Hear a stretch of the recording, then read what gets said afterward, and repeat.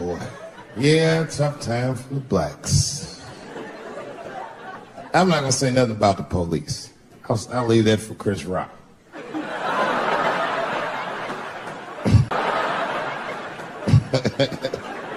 The other big sports story was fucking Ray Rice's tape. Anyone see that Ray Rice tape?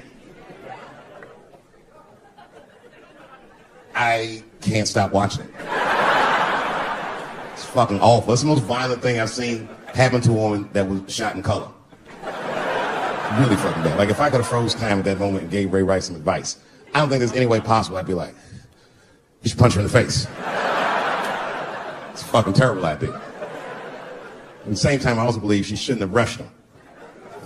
What the fuck was he like? Yo, you can't beat him, miss. Don't rush him, motherfucker. That's trained to stiff on people in the clutch. He's gonna get the upper hand. The only reason I bring him up is because, you know, he's about to play football again. You didn't know that? The NFL was told by a federal judge they had to reinstate Ray Rice because he was transparent with their investigation. He told them exactly what he did. And they can't just change your ruling just because the tape came out. I get it. That's like if I'm hanging out with my buddies and I'm like, hey guys, guess what I did last night? I fucked this big fat girl I met at the club. And they're all like, oh shit, Dave, that's crazy. And then they see a tape of me doing it and they're like, we can't hang out with you anymore, guys. That's not what this crew is all about. I'm like, what? I told y'all what I did. What's really fucked up is the tape was made before they were married. Isn't that weird? I don't know why she do that. I don't even know why he would do that. As a guy, would you want to live with a woman that you had once punched in the face with all your strength? That's some very bold color purple type shit. Siri, come out here and shave me.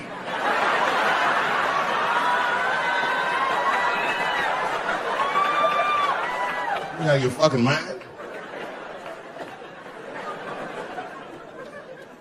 I had to ask an older friend of mine just to get some perspective. This older black dude.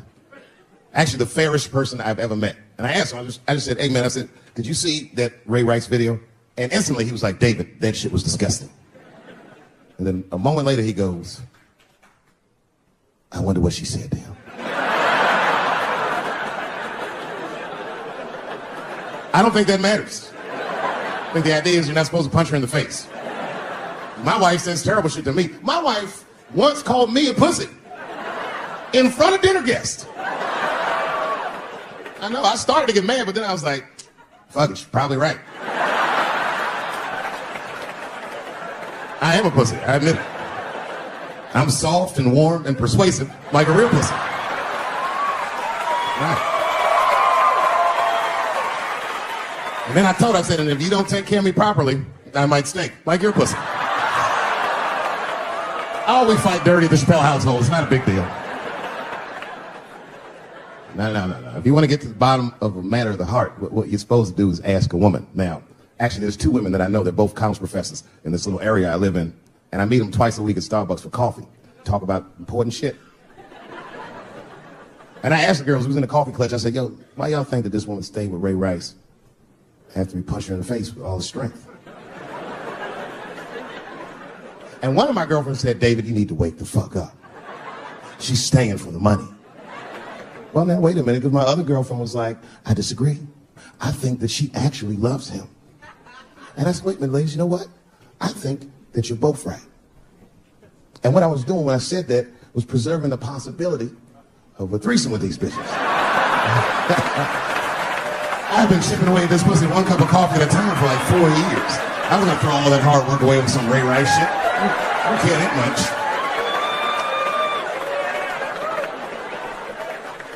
I'm just being real. It's fucked up, man. It's a tough time for the blacks. I love you too. And then here comes the banana peel. I'm waiting on it in a second. You know that's how it starts. I saw in the paper today that the guy that threw the banana at me got arrested again because he threw a banana at another motherfucker in a bar in Santa Fe. Look it up online after the show. He actually did that. And that guy was black too. I'm just saying. And you know what the guy said he did it at night? He said, I did it because Dave Chappelle is racist. So, nigga, that's not the best way to handle that if I am racist. What if Martin Luther King just went around throwing tuna casserole on white people? Would that work? Huh? I seen your girl bubbling. She was drunk as hell, buddy. Listen, sir, I don't know what she's saying, but just take my advice. Get some water in her, or you're gonna have some dry pussy when you get home.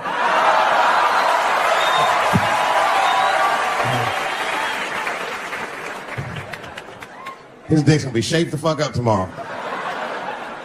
Santa Maria. Who got a cigarette there? Anyone got a cigarette in the car? Yeah, you fella. Yeah, please. Well, let me see this. This is a Marlboro menthol. This could have been anybody.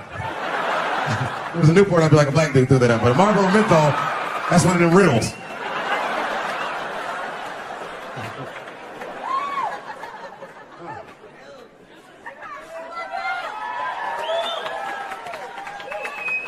Is the word pussy offensive?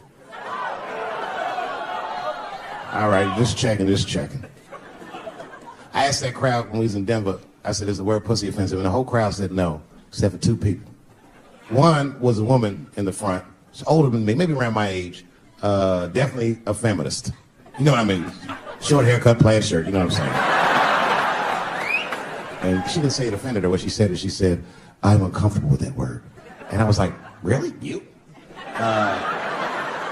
And then before I could ask her why, there was one other guy, he was in the balcony. Now, I don't think he was saying this to me, but he said this. Everybody heard him say it. He goes, it's delicious.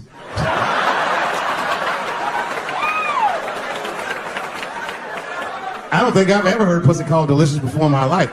Now, this is not to say that it's bad, but it's definitely an acquired taste. I don't think any of us tasted pussy our first time like, oh. It needs something. You know, it's illegal for a gynecologist to say the word pussy. They can only say vagina, or they can name individual parts medically, but they can never say shorthand, even if the gynecologist is a woman. I feel like if it was a woman gynecologist, it's cool. Like, am I all right? She's like, girl, that pussy is.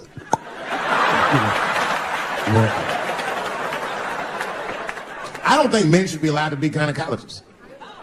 That shit is a conflict of interest. Even when my wife was pregnant, we used to go to the gynecologist. And he'd put her legs up in that stirrup like this. He'd be like, all right, Mr. Chappelle, just try to relax. I push, back up, motherfucker, I got this. Just tell me what to look for.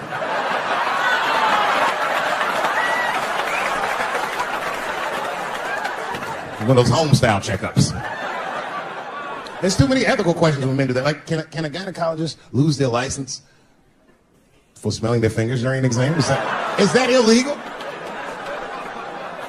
How could they not? These are men. It's like if you have a good barbecue, you don't even think about it. You just...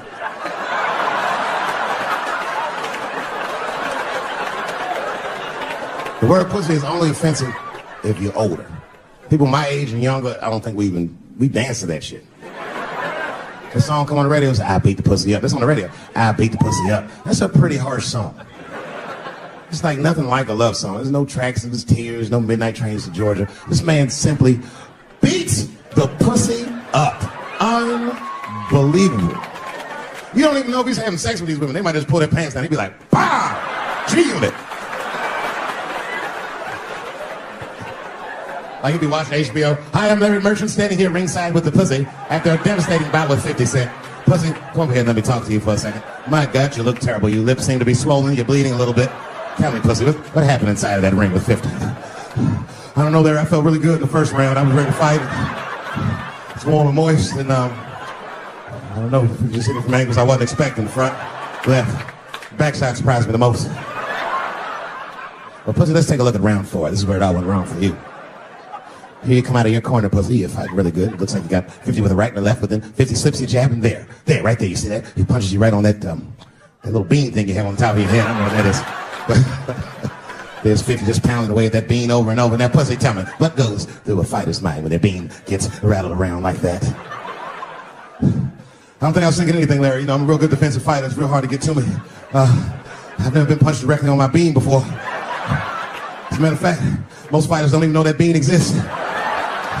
I guess he just hit me, then I lost control of my legs. I don't know what else to tell you.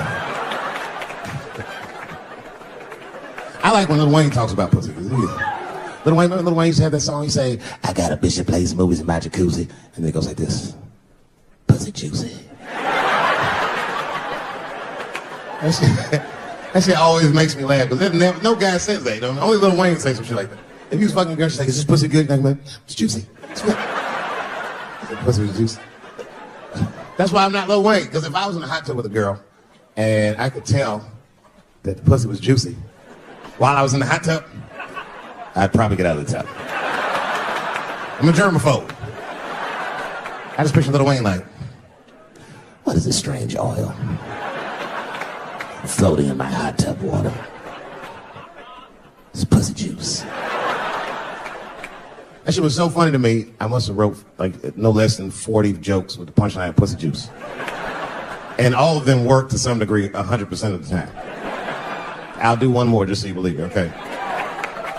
All right, and this next piece is a special episode of CSI. For some reason, Lil Wayne is guest starring as the lead detective, okay?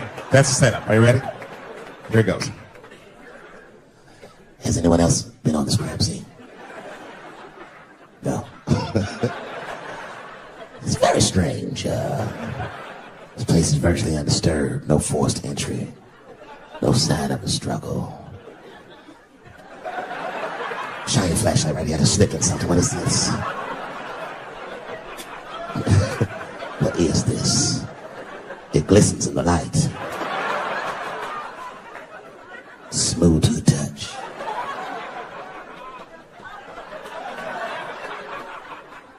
This is pussy juice.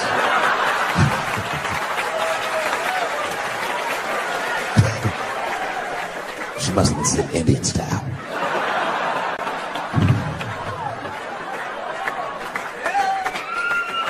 Everybody's mad about something. Recently, I got attacked online by some gay bloggers, and it hurt my feelings. I have no problem with gay people, but I fucking hate bloggers.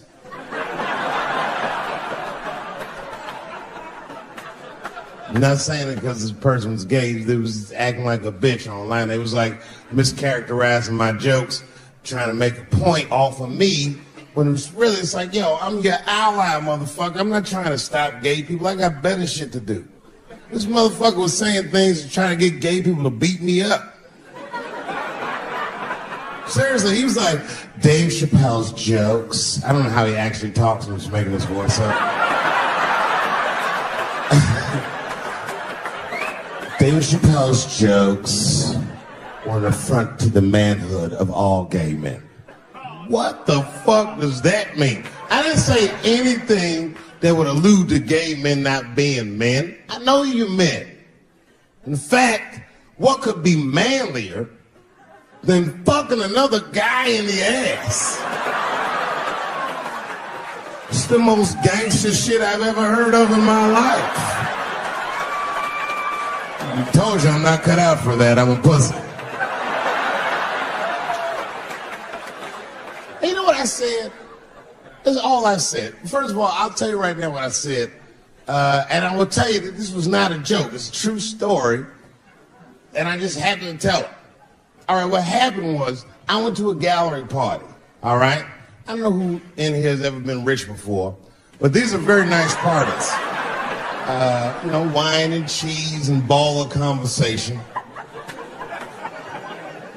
And there was a few eccentric types, one of which was a very wealthy man that happened to be wearing a dress. I don't know what you call him now. He was a tranny or a drag queen, perhaps.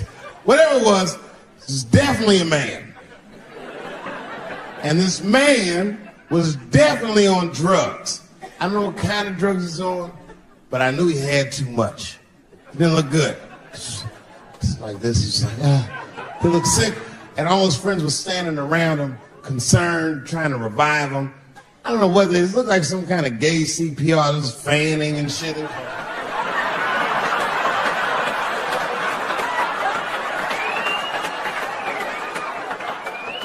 I saw all this from a distance. Now, I should have minded my own business, but I got curious. I was like, oh. And I went over there. All I said, excuse me, gentlemen, is he okay? And then they looked at me like I was evil. She is fine.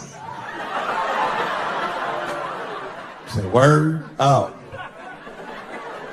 I'm sorry, I didn't know this is what we were doing. Here's my thing. I support anybody's right to be whoever they feel like they are inside. I'm your ally in that. However, my question is, to what degree do I have to participate in your self-image? Is it fair that I have to change my whole pronoun game up for this motherfucker? That doesn't make sense. Seriously.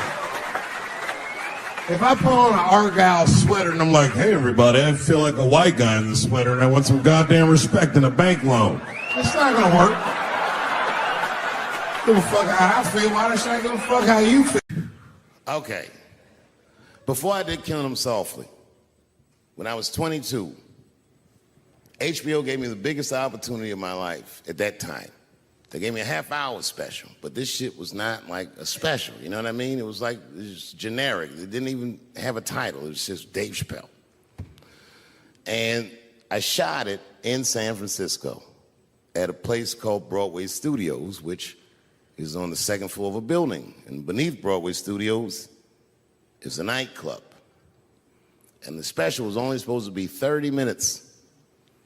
And I got ready, I practiced, I did all the shit I was supposed to do. And the night that I taped, 20 minutes into my 30-minute set, I'll never forget this, music started blasting from the nightclub underneath. You could hear it real loud, and it fucked my whole show up, and I was devastated. I was a young man. I really believed in what I was doing, and I thought that my dream had been killed. So when I got off stage, I ran down the steps to the alley behind Broadway Studios and where the control trucks are parked, and I kicked that motherfucking door open, and I started yelling at all the producers. I was nobody in show business, just a guy that believed in us. I said, man, you fucked everything up. That fucking music, what the fuck were you thinking? And there was a guy who was a big-time producer, I ain't saying no names, and he stood up, and he said, hey, kid, sit the fuck down. He said, we didn't ruin anything. He said, we made a deal with that nightclub to not play music, and they didn't honor the deal. And I said, who didn't honor the deal? And he pointed to a guy. I'll never forget it. It was an old white man sitting in the Ford Taurus by himself. And he said, that guy right there. And I didn't waste no time or ask no questions. I went to that Ford Taurus, and I beat on that window, and I said, open the door, motherfucker, I want to talk to you. And that old man looked at me for 1 second and wisely drove the fuck off. And left me in the alley cussing at anybody who would listen. And 2 minutes later, literally 120 seconds later, couldn't have been any more than that, the doors of the kitchen in the alley of that nightclub underneath Broadway Studios flung open. And that old man was standing there, that same old man with reinforcements. He had 2 big goons with him, and he looked at me, and he was calm as a cucumber. He said, you, come here. I want to talk to you. I didn't know anything about the streets at this age. But I found out later in my life that these men were Russian mobsters. And I don't know what you guys know about the Russian mob, but these are the niggas that killed Denzel in Training Day.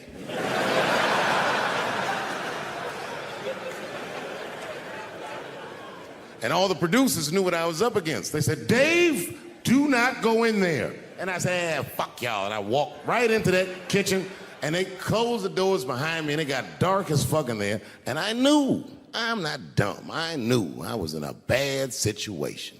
But you have to understand, I believed in what I was doing, and I didn't give a fuck. Just kept cussing at these motherfuckers, telling them how they ruined my life. And that old man couldn't believe that I was talking all this shit.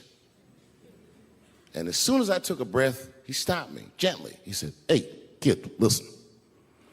Your friends lied to you. He said, we made a deal, but your friends never paid me. And when he said that, I realized I was locked in a kitchen.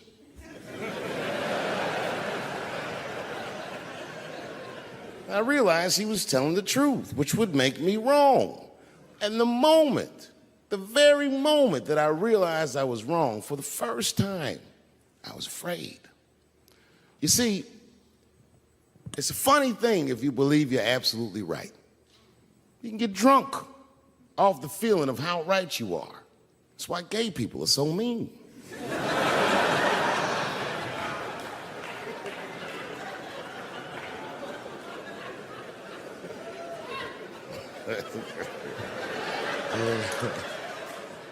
But I didn't buckle. You guys would have been very proud of me. I was scared, but I didn't buckle. I said, well then, sir, I owe you an apology. But I believe that no matter what reason that music was playing, it ruined my life. And that old man looked at me with sympathy in his eyes. And he walked over to me and he gently placed his hand on my cheek, which I gotta tell you, is a very emasculating thing to do. I was standing there looking at this nigga's hand on my cheek like that.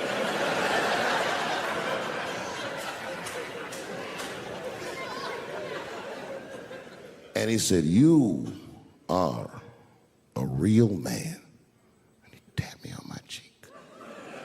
Real soft. Just like that. The doors opened back up. The light from the alley flooded into the kitchen. And I just walked out alive. I lived to fight another day. And in that moment, I learned one of the most valuable lessons of my life, and I have to share it with you. And that lesson is this. In your life, in any given moment, the strongest dream in that moment wins that moment. I am a very powerful dreamer. Yeah, I'm not lying.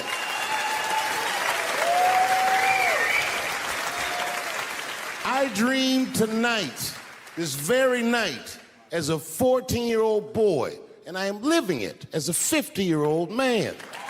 My dreams are very strong.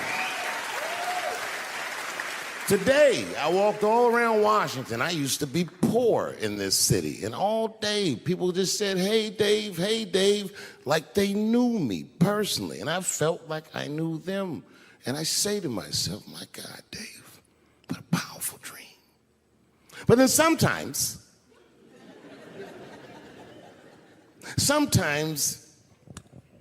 I feel regular.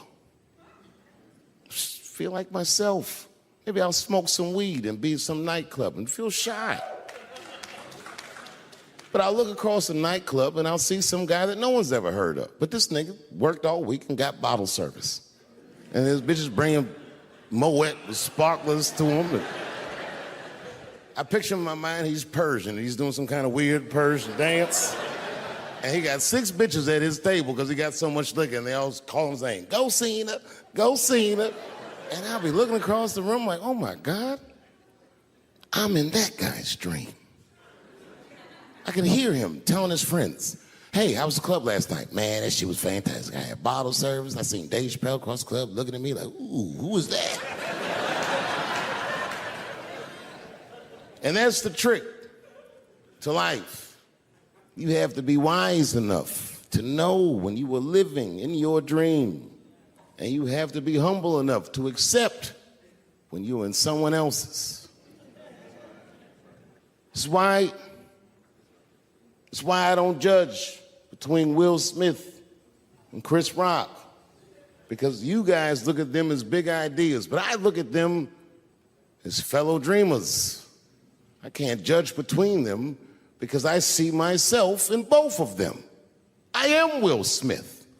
I am the man that cannot take it anymore and will slap the shit out of the next person that says a crossword to me or somebody that I love. And I am Chris Rock.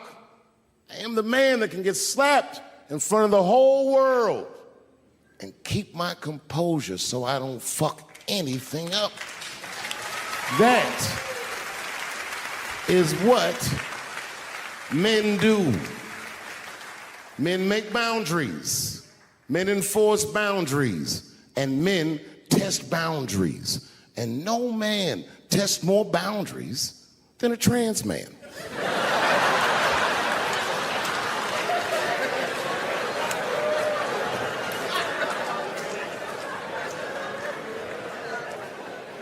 When I see a fellow dreamer, I give them my utmost respect. Even if I don't understand what their dream is. I know a dreamer when I see one. And I've met many powerful dreamers in my life. None more powerful than a man who calls himself Little Nas X. I met this nigga at a party. I had no idea who he was. But the minute he walked in that party, I knew I was in his dream. Everybody in the party was another dreamer. Everyone was famous, but when that nigga walked in, he was dressed like C-3PO. He was shining.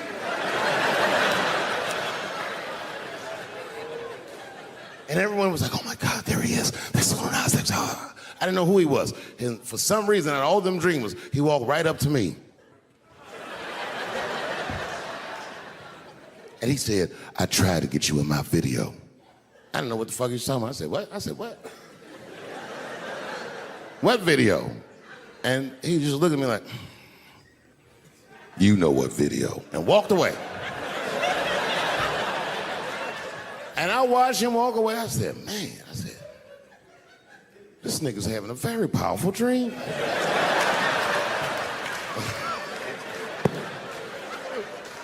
You know what it reminded me of? It reminded me of when we was in grade school. Remember in grade school, the teacher would ask everybody what they want to be? Timmy, what do you want to be when you grow up? And Timmy acted like he had an idea. He'd stand up, he'd say, I want to be a fireman. And the teacher would say, Timmy, that is a beautiful dream. But Timmy didn't mean it. Timmy said he wanted to be a fireman because deep down, Timmy's attracted to fire. And by the time he's 14 years old, this nigga's a full-blown pyromaniac, playing with kerosene and matches like a goddamn expert. And then one night he goes downtown with his buddies, fucking around with fire, and burns a warehouse down. And he doesn't know it, but there's 13 migrant workers from El Salvador, and they're in that motherfucker. They get trapped, and then they die in the fire. Isn't that a tragedy? It was an accident. He's only 14 years old, but he's black. So they try him as an adult. And Timmy ends up spending the rest of his life in jail. Dream deferred. Burp, burp.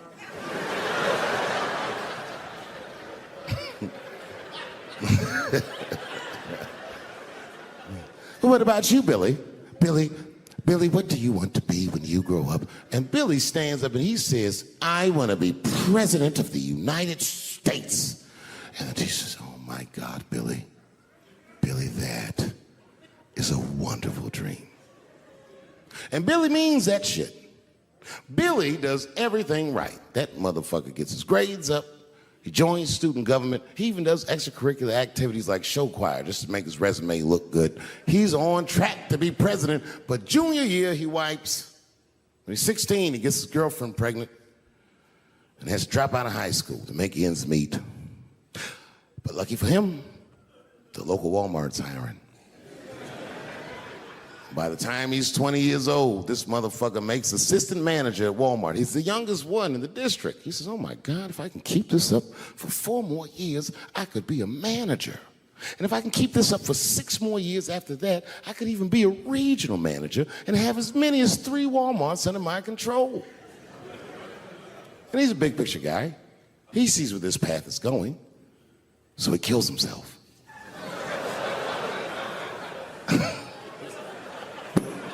Well,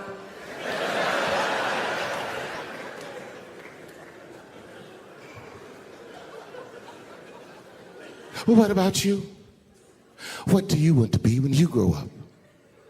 I don't want to say, because I don't want the other kids to laugh at me. Who cares if they laugh? Your dream is yours.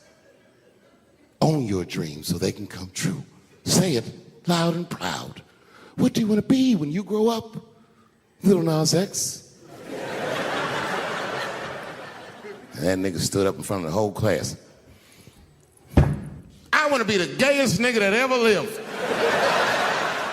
I want to do a music video and slide down a stripper pole all the way to the depths of hell and suck the devil's dick at 10 o'clock on BET while all the kids are awake and can see me.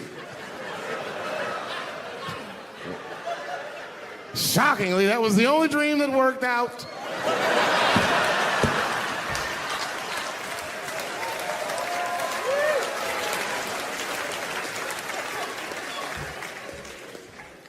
That's why I'm here tonight in the city where I built the dreams that I live. Because I wanted to tell you all that they came true. And I wanted to thank you all for making the man that I am today.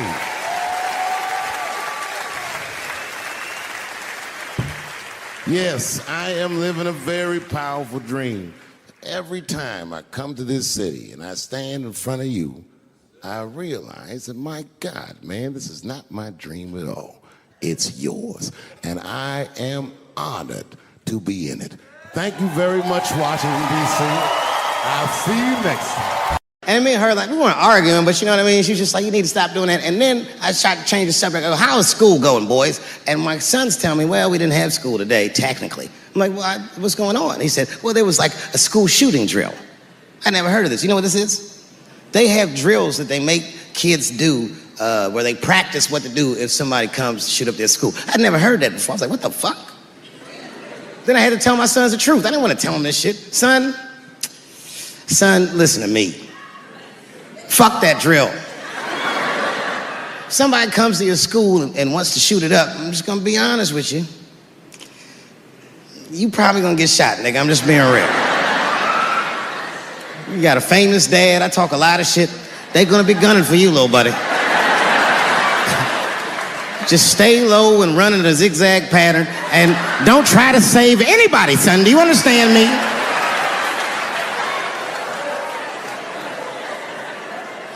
Why would you have kids rehearse for some shit they have no control over? All you're doing is training these kids to worry. It's the stupidest drill I've ever heard of. And while you're in there training them during these drills, well, aren't you training the shooter too? This nigga's in here listening and learning like the other kids. Sit in the back. Where are we supposed to meet?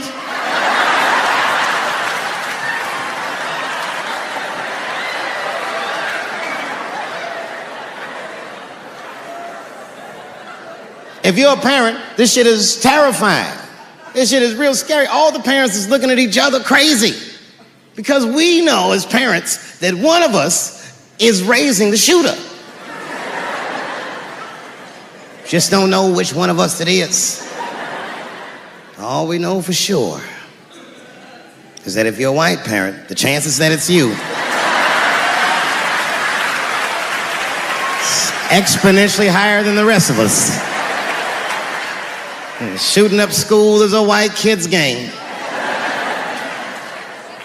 It's fucking crazy. You know, I hated school too. It never occurred to me. Kill everybody in school? It's fucking crazy. Just do what I did, nigga. Try some things. Have you skipped school, nigga? Skip school. Take a walk and meet some other kids. Fuck school, nigga. Try drugs. Have you tried drugs out, nigga? That might...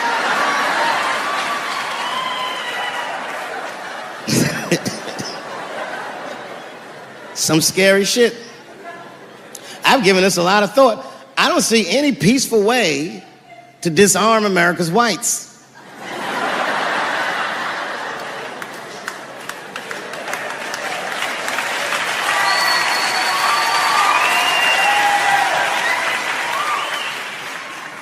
There's only one thing that's going to save this country from itself. Same thing that always saves this country from itself. And that is African Americans. Right. And I know the question that a lot of y'all have in your minds is, should we do it? Yeah, fuck yeah, we should do it. Listen, no matter what they say or how they make you feel, remember, this is your country too.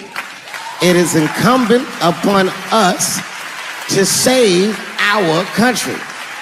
And you know what we have to do. This is a fucking election year. We gotta be serious. Every able-bodied African American must register for a legal firearm.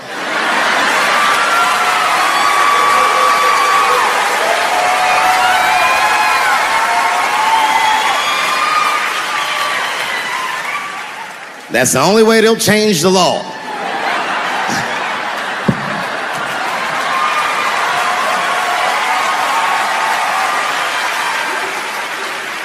I hate guns, personally.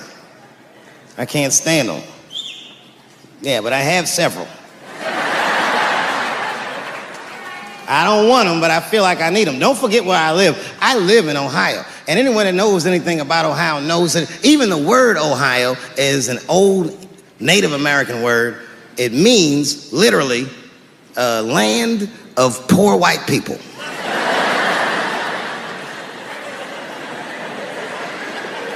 And I don't know what's going on down here, but in my experience, poor white people love, and I mean they fucking love, heroin. They can't seem to get enough of it. I didn't even know what I was looking at first. I was just driving like, why are all these white people so sleepy out here? These things.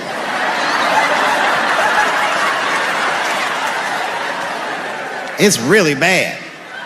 As a matter of fact, I was coming out of a nightclub the other night in Dayton, and I'd parked my car in the alley, and no one was out there. I didn't have no bodyguards or nothing. I was home. I figured everything was fine. And as soon as I opened my car door, all by myself, suddenly one of these heroin-addicted whites just pops out of a trash can. It scared the shit out of me. I screamed, "Ah!"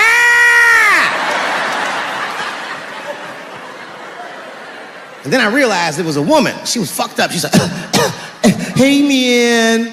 Hey, man, relax, okay? I'm sick, all right? I need some drugs, man. Please, I'll suck your dick for $5, man." I was like, ugh. 2.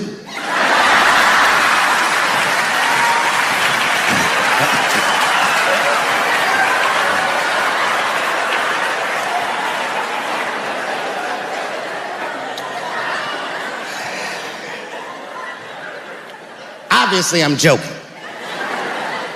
This opioid crisis is a crisis. I see it every day. It's as bad as they say. It's ruining lives. It's destroying families. Sadly, you know what it reminds me of, seeing it? It reminds me of us. These white folks look exactly like us during the crack epidemic. You know, it's really crazy to see. And all this shit they talk about on the news about how divided the nation is, I don't believe it. I feel like nowadays we're getting a real good look at each other. It's wild because I even have insight into how the white community must have felt watching the black community go through the scourge of crack. Because I don't care either. Hang in there, whites. Just say no. What's so hard about that?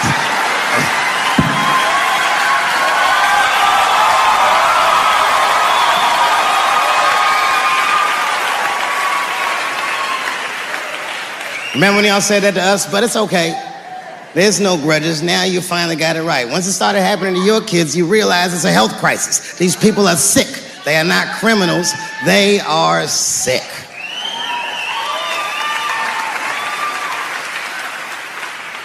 Be that as it may, I'm armed to the teeth. First gun I bought was a 12-gauge shotgun.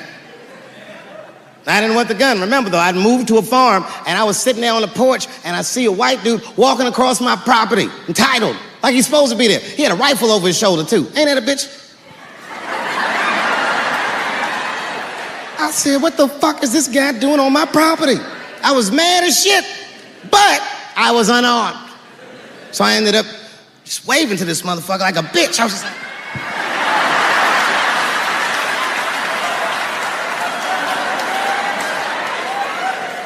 And as soon as he got far enough away, I ran to my car and sped to Kmart.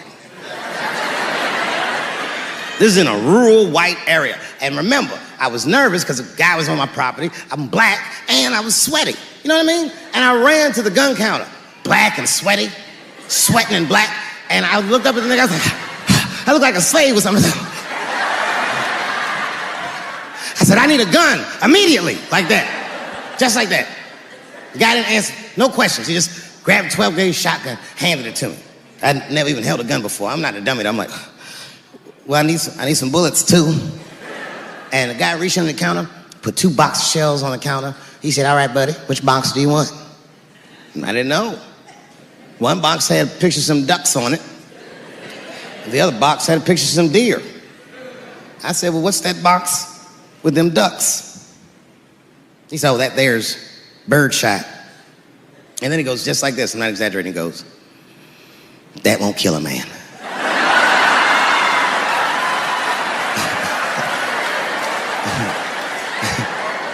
He said, it'll just pepper him up nicely. I said, what the fuck? Pepper? You know what it means to pepper a motherfucker up?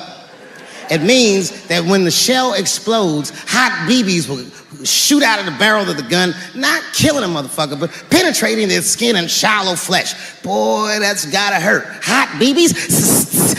Ha ha!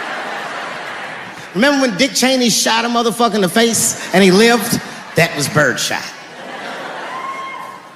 I said, well, what's that box with the deer on it? He goes, oh, that there's buckshot. That'll put a hole in the goddamn truck. Thank you very much for being here. But before I start tonight, I just wanted to read a brief statement that I prepared. I denounce anti-Semitism in all its forms. And I stand with my friends in the Jewish community.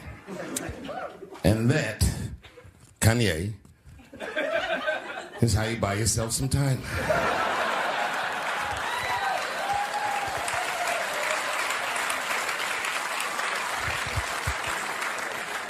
I gotta tell you guys, I've probably been doing this 35 years now.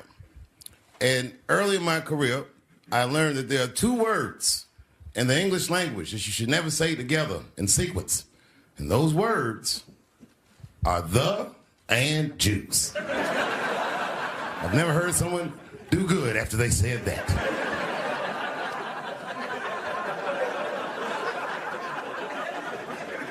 Kanye's gotten into some scrapes before. Normally when he's in trouble, I pull up immediately.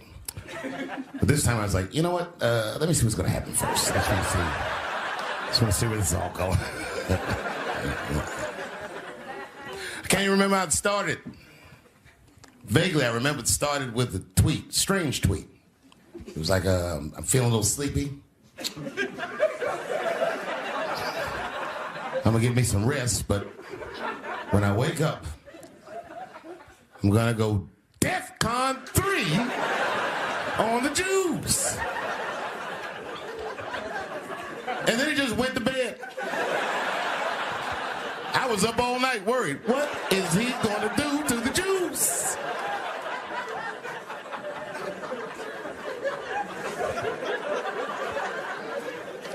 I grew up around Jewish people. I have a lot of Jewish friends. So I'm not freaked out by your culture. I know a little bit about it just from hanging around. I'd be like, yo, let's go out at school tomorrow. They'd be like, we can't go out. It's Shana Na tomorrow. I'd be like, where? What is Shana-Na? I had so many questions. Why do some of your people dress like Run DMC?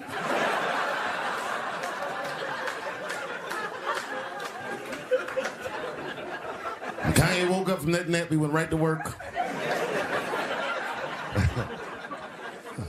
A year ago, I'd seen him on a podcast called Drink Champs. Great show. And it was an amazing appearance. Noriega and them were there, the rappers that I love, and they all had their gold chains and stuff on.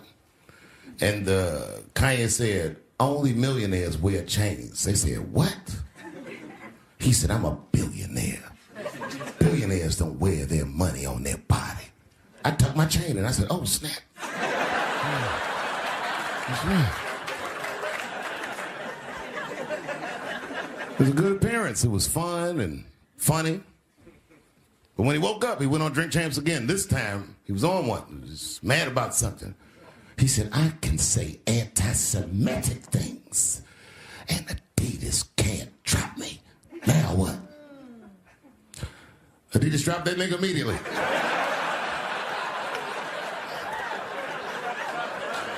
Ironically, Adidas was founded by Nazis. And they were offended. I guess the student surpassed the teacher.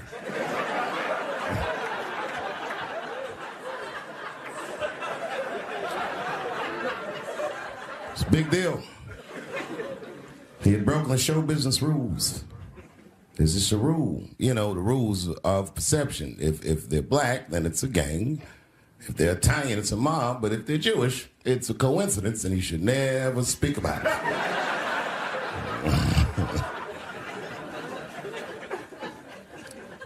Kanye got in so much trouble, Kyrie got in trouble.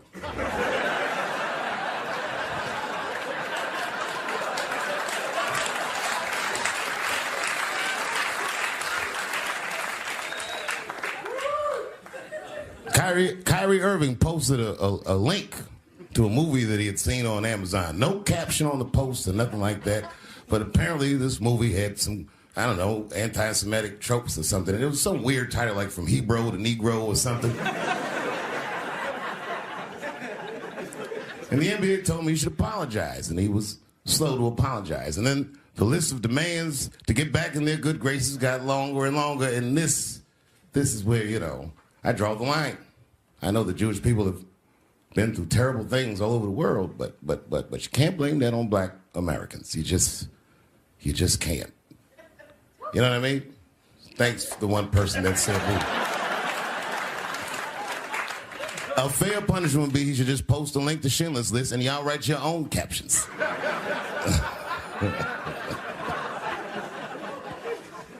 Kyrie Irving's black ass was nowhere near the Holocaust.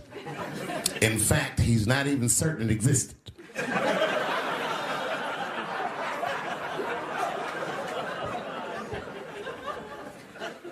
I saw one news pundit screaming about Kanye. She said, mental health is no excuse for that type of language. Yes, it is, bitch. You can kill somebody if you're mentally ill. Listen, okay, I don't think Kanye is crazy at all. I think he's possibly not well.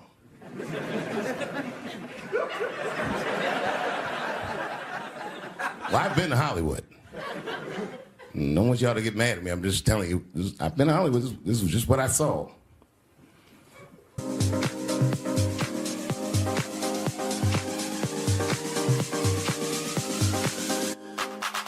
Whatever you do, don't fall for me.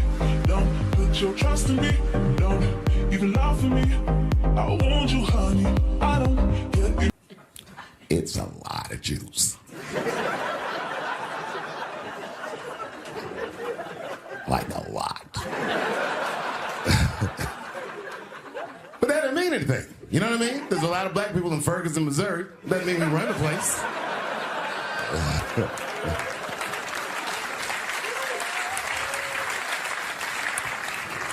I could see if you had some kind of issue, you know what I mean? You might go out to Hollywood and your mind might start connecting some kind of lines, and you could maybe adopt the delusion that the Jews run show business. It's not a crazy thing to think, but it's a crazy thing to say out loud in a climate like this.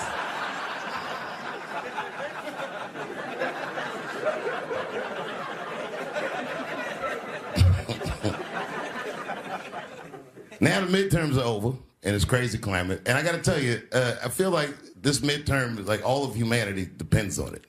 And it's an ominous sign. The most ominous sign of the midterms, I believe, would be Herschel Walker, who I don't want to speak badly of because he's black. But I have to admit, he's observably stupid.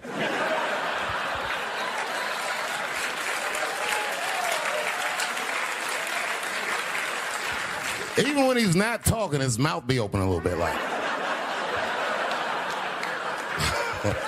He's the kind of guy that looks like he thinks before he makes a move on tic-tac-toe.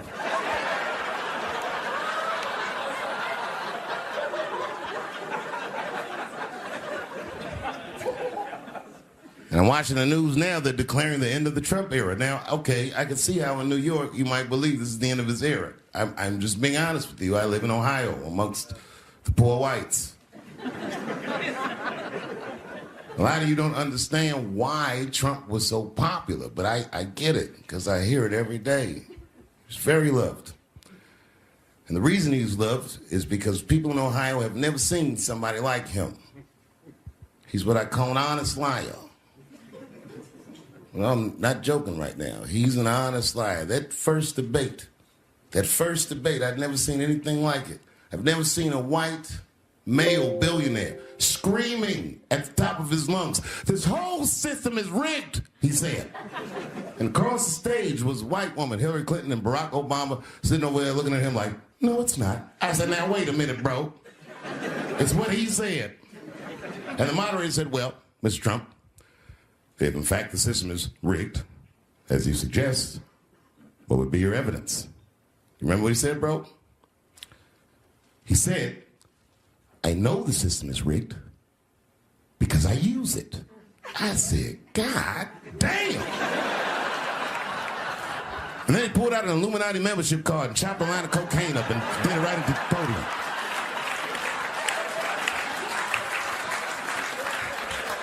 No one had ever heard someone say something that true. And then Hillary Clinton tried to punch him in the taxes. She said, this man doesn't pay his taxes. He shot right back. That makes me smart.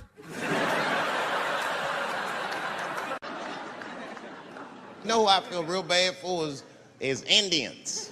Everybody feels bad for Indians. They get dogged openly because everybody thinks they're dead. These motherfuckers are not all dead, all right? I've seen, with my own eyes, I've seen a gathering of 1,500 Native Americans. They were all gathered in one place. The place is called Walmart in New Mexico. There's Indians everywhere. I'd never seen Indians before. I wasn't even sure if they were Indians. It's fucked up, but I asked one of them. It's not nice, but I seen him in the sports section looking at bows and arrows. I had to say something. Excuse me. I don't mean to be rude. Are you an Indian? And he was cool. Yes. Yes, I'm Indian. Still didn't believe him. I had to test him to be sure. This is fucked up. But I had a gum wrapper in my pocket, so I balled that shit up and I threw it on the floor. And a single tear came out his eye. I said, oh, shit.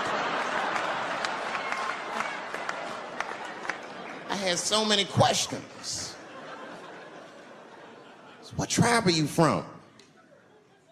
I am a Navajo. I said, word. I studied you in social studies. You're a hunter-gatherer, correct? He said, I guess so. That's what you wish to call it. I said, why? What do you call it? He said, I am an alcoholic.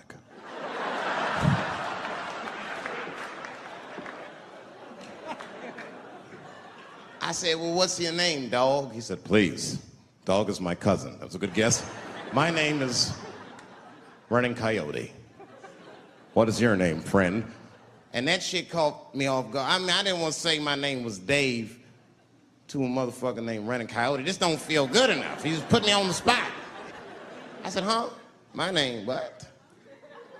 Oh, my name's Blackfeet. Then I changed the subject. Forget about me. What's going on with you? I want to meet your chief. Why don't me, you, and your chief and your friends get together tonight? We could have a real live peace pipe smoking ritual. We need to celebrate, nigga. I thought you were dead. And he set it up. It was beautiful. It was just like I dreamed. We was all sitting around. Them Indians was beating the drum. Some other Indians came out the back with a long blanket that was folded in half and put in front of us. Open that shit up, and on the blanket was a long wooden pipe with feathers. And bags of weed were all over the blanket. Chief walked over.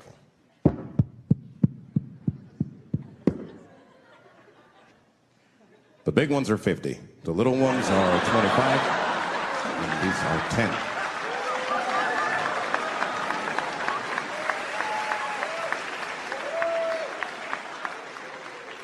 Me and those Indians got high as shit.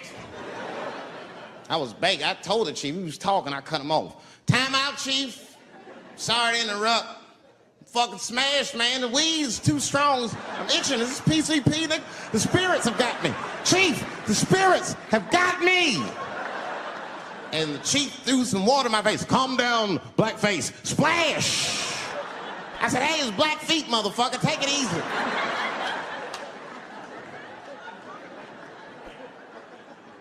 Blackfeet, you're welcome to stay amongst me and my tribe for the night until the spirits leave you. And they gave me my own teepee to sleep in, which sounds nice. I personally felt like it was a little fucked up, you know, because they all had houses, man. It's like, why can't I sleep with y'all in the house and watch TV? Like, I can't be on this grass all night.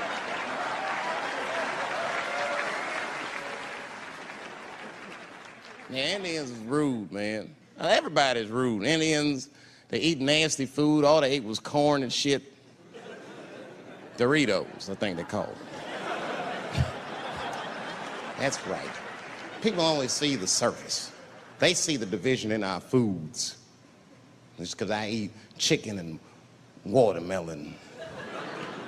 They think that that's something wrong with me. Let me tell you something. If you don't like chicken or watermelon, something is wrong with you, motherfucker. There's something wrong with you. Where are all these people that don't like chicken and watermelon? I'm sick of hearing about how bad it is. It's great. I'm waiting for chicken to approach me to do a commercial, nigga.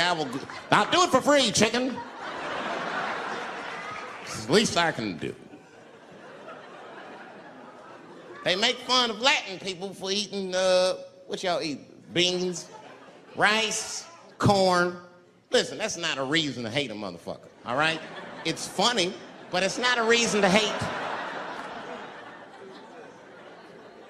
The only reason these things are even an issue is because nobody knows what white people eat. You've been very good at keeping that shit a secret amongst yourselves. I study white people. You don't know that. I'm writing a paper on you. Not even for school, nigga, just to do it, just to get, I'm just doing this independent research. I'm spending my money, that's why I'm working so hard. I follow you around grocery stores. They freak out. I just try to peek in the cart. They always say, get away from my cart, nigga. What are you looking at? Chicken and giblets are over there. You must be lost. These are vegetables.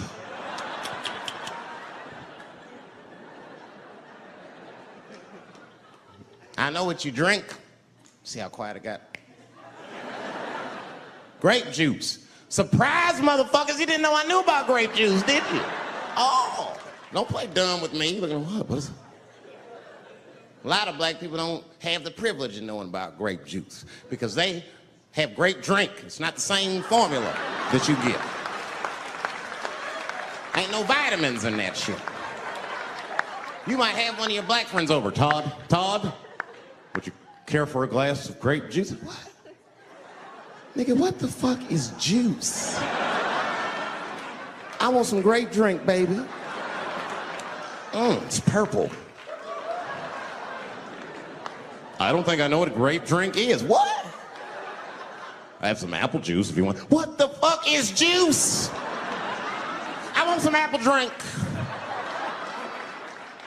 Scream.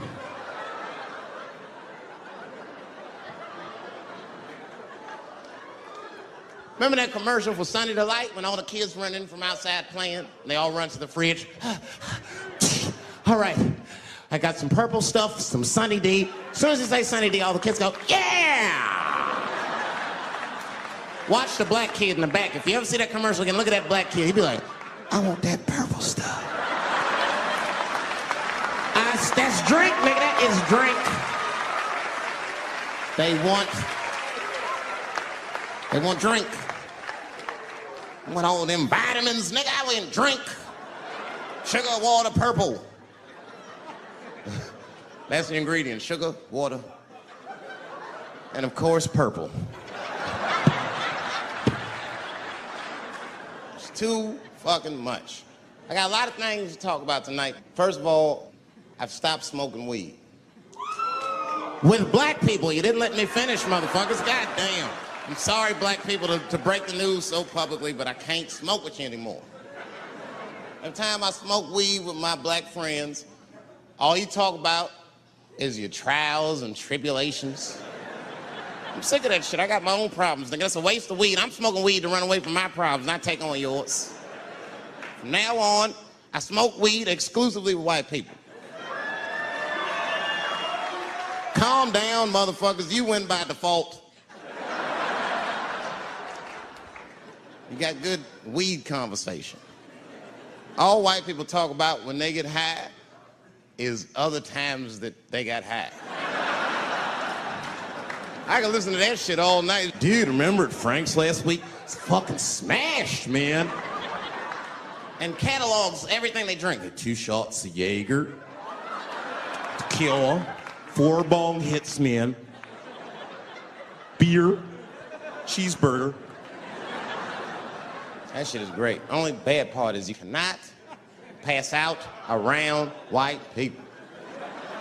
Every time white dudes pass out around each other, they always do some borderline gay shit when the guys are sleeping. Frank fell asleep, so he like stuck a carrot in his ass and put shaving cream on his balls. Like, why, motherfucker? Why would you do that to a friend of yours? He trusted you enough to sleep around you. You gonna put a carrot in his ass? Is that nice? I tell you right now, if I put a carrot in a black dude's ass, a nigga will kill you when he wakes up for some shit like that. That is an automatic death sentence on the street. It's a rap for you. I'm gonna kill that motherfucker. I thought y'all was friends, baby. What happened? I fell asleep at his house, right? We was drinking, and I fell asleep at his house, and while I was sleeping, right? I'm just gonna kill that motherfucker, all right? That's all you need to know. And fuck carrots.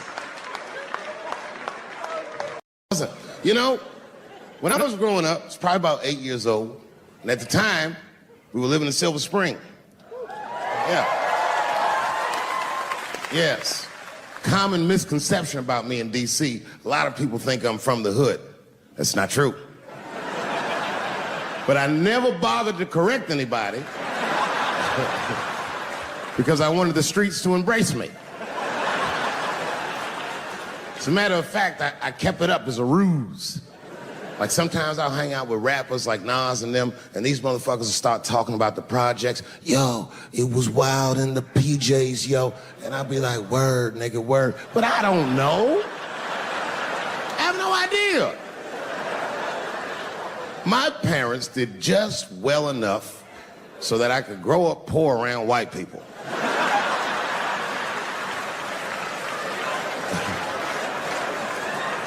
And to be honest, when Nas and them talk about the projects, nigga, I used to get jealous because it sounded fun. Everybody in the projects was poor, and that's fair. But if you were poor in Silver Spring, nigga, it felt like it was only happening to you. I know the pain of that first sleepover at a white friend's house. And you come back home on Sunday and just look at your parents like, y'all need to step your game up. Everything in Timmy's house works.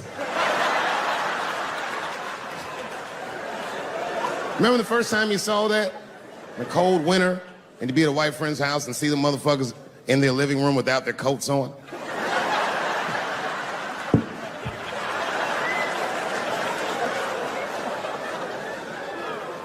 Timmy was one of my first white friends, like, in my life, man. He's a good dude, too. He moved to Silver Spring from Utah, of all places. I guess his family was affiliated with that Mormon church they got down there, and me and him used to hang out. And one day I was at his house, we were just hanging out, and Timmy says, Dave, why don't you stay for dinner tonight? I said, oh, man, I'd love to, but I can't. If I'm not home before dark, my mother will kill me. That was a lie. My mother had several jobs. I hadn't seen her in like 3 or 4 days. At that point in my life, it was my experience that white dinner wasn't delicious.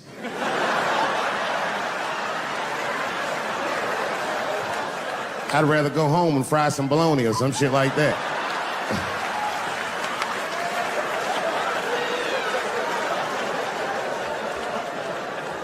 But then old Timmy threw me a curveball I wasn't expecting. He said, it's too bad you can't stay, Dave, because Mom made stovetop stuffing. I said, what the fuck, stovetop? Well, hold on, nigga. Let me make some phone calls real quick.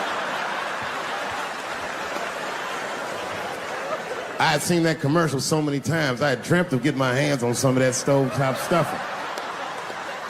And finally, I met a motherfucker that actually had a box of stovetop in the house. I couldn't miss this opportunity, so I pretended to call my mother.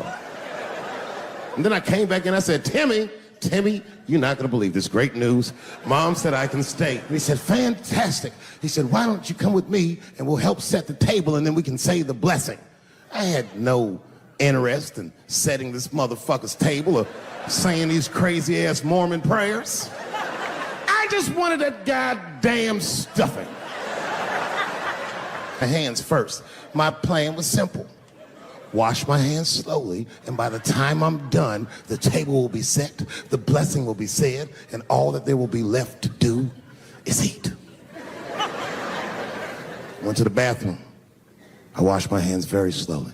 I must have been in there for about 10 minutes. And suddenly, one of his mothers came to the door.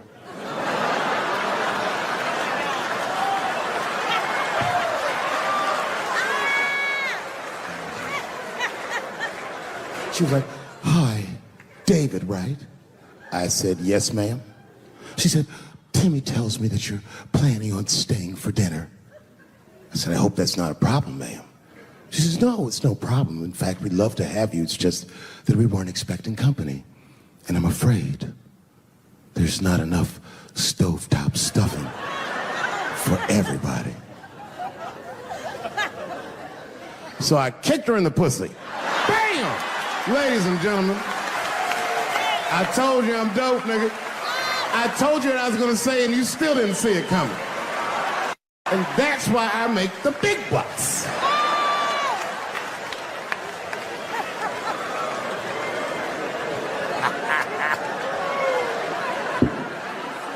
Oh my God.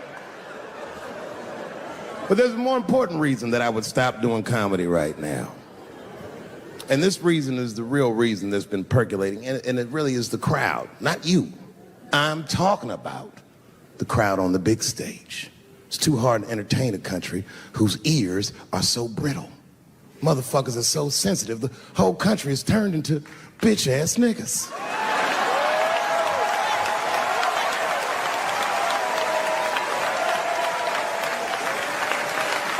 Everything you say upsets somebody. You know, I can remember when it all started. It was when I was doing Chappelle's show. When I was doing Chappelle's show, I used to do the show, and then on the weekends I do like concerts and shit like that. So I'm doing a concert, and there was a couple in the front row, beautiful couple. The wife was obviously Asian. You could see it in her face.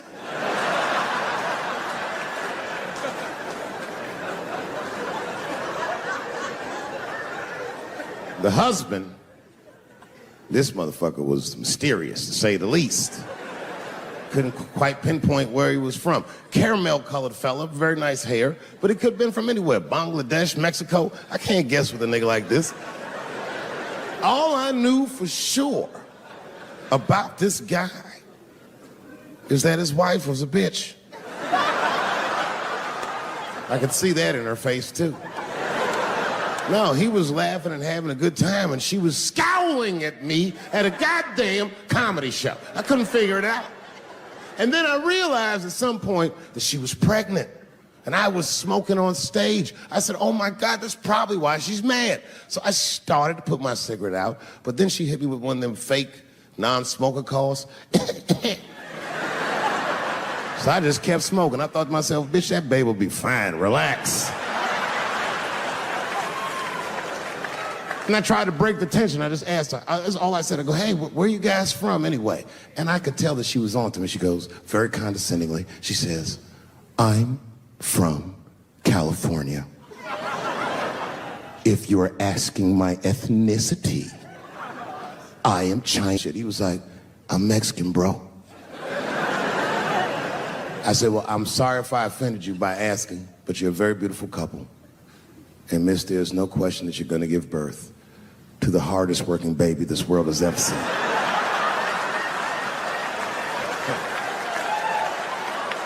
That's not a bad joke.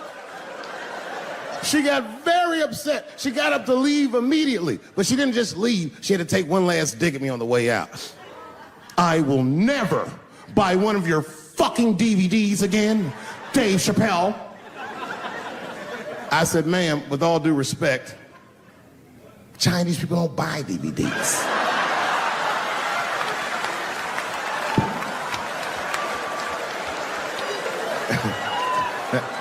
And the crowd went crazy. We were all laughing, having a good time. I didn't even think anything of it.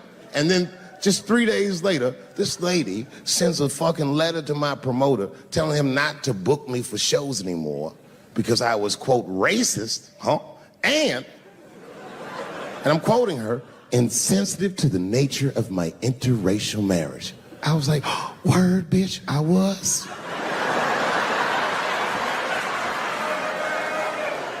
If she would know that I myself am in an interracial marriage. That's right. In fact, my wife is Asian too. Surprise, bitch, I'll see you on Thanksgiving.